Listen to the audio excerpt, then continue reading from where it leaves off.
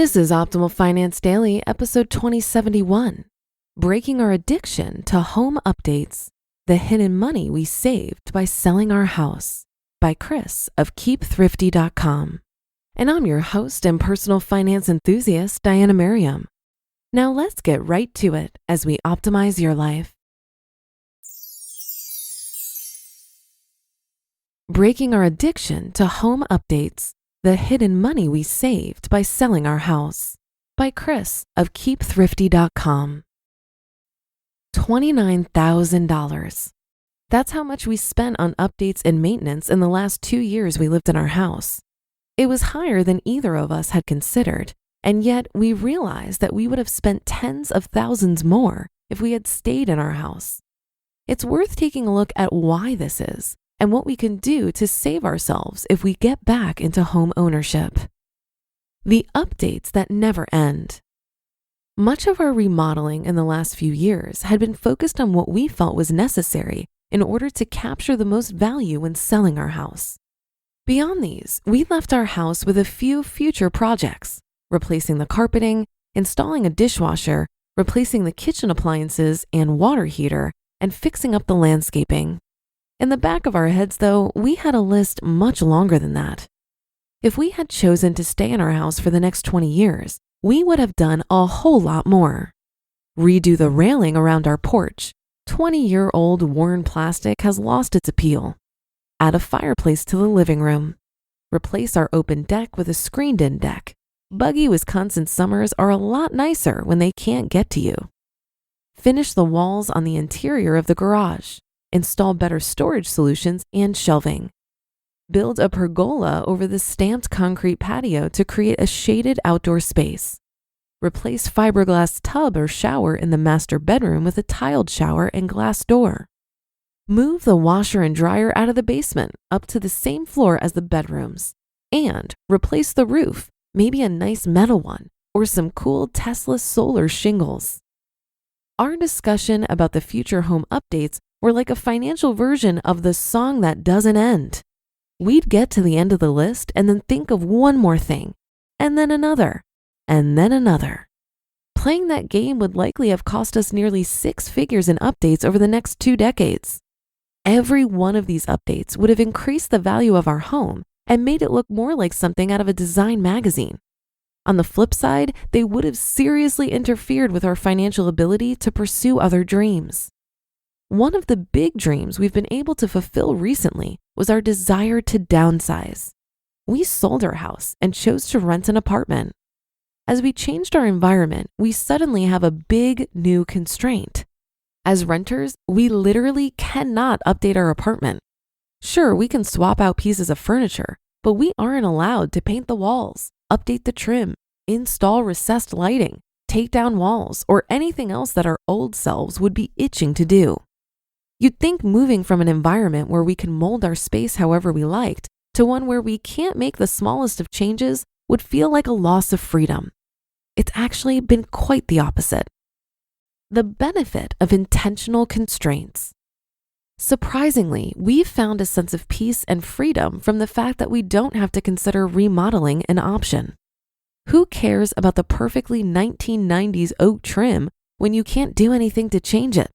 So what if the linoleum flooring in the kitchen is the antonym of fancy? There's nothing we can do about it.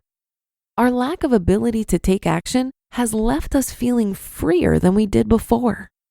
The truth is, what we thought was freedom before was really us becoming captive to something else, an addiction to home updates. Our remodeling started as a positive, giving my wife a creative outlet and a canvas to apply her design skills. It was a great way for her to pursue her dreams, and I don't regret a penny we spent. But beyond the positive lurked a dangerous next step to our remodeling experiments. We found ourselves looking at what we could do to our house to make it a place we'd be happier living in. We knew it was too big for our lifestyle, and yet we kept dreaming up things we could do to try to make it better for our family. Shrinking your house isn't something I've heard of or seen, and I don't think our zoning laws and deed restrictions would allow it. So instead, we focused on the dream list of nicer finishes and improving our outdoor spaces. It was an endless list of updates that even if we did them all, would have left our house still feeling just not right for our family. As we've moved into our apartment, we've learned an important lesson. Home isn't about a building, the walls, the furniture, or finishes. It's about the people, the time together, and the life we're able to live. Living in our apartment has enabled us to spend a whole lot more time together as a family. Based on that, this place is home. Living in our apartment has been a lesson in finding contentment with what we have. Our next home. Over the last several years, we'd cut our spending on groceries, clothing, furniture, transportation, gifts, and even utilities by asking a simple question. Is spending money on this more important than the other goals we've got? We had been trying to turn our old house into the home we wanted, but it wasn't ever going to be that. It was bigger than we needed and didn't fit the lifestyle we wanted. No amount of updates was going to change that. As we start thinking about what our future home may be, we hope to bring a new attitude with us. We know that old habits die hard, and we're going to have a strong temptation to get back into a big remodeling kick if we go back into home ownership. One of our best weapons for this is being careful to get a home that's the right size and have a defined list of what updates we want going in. If we buy a fixer-upper, the goal would be to remodel only the things that are truly necessary and that encourage us to spend quality time together. We'll need to remind ourselves of the dreams we've been able to accomplish so far and the future dreams we'd be foregoing by dumping tons into our house. Most of all, we'd need a reminder that our home is where the 5 of us will live, whether big or small, new or old, fancy or bland. What's your spending addiction? Beyond helping make our mini retirement a reality, selling our house saved us tens of thousands of dollars in future updates we invariably would have made if we hadn't broke out of our remodeling addiction. Now we're in a state where we can be more mindful of our money and keep it focused where it belongs, making a life of better experiences as a family.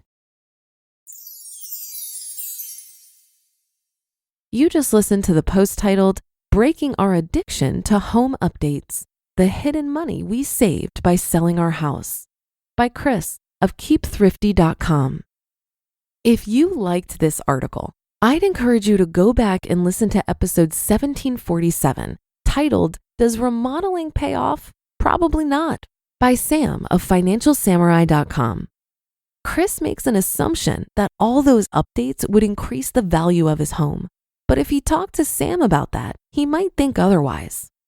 Last year, I did my first major home improvement since I bought my house in 2018. Now, I bought a flipped home where someone else went through the trouble of remodeling, and I know it didn't pay off for the previous owner. She bought this house for $50,000, and she sold it to me for $150,000.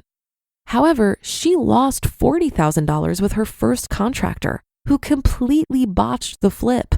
She told me she basically had to start over with a new contractor. She also bought this house with the intention of renovating it and keeping it as a rental. But due to things not going as planned, the financials of keeping it as a rental property no longer made sense, and she sold it to me. I'm fairly certain she took a substantial loss, but I don't know the specifics. The benefit of buying a completely renovated house is that I've spent very little money on this house since I've lived here.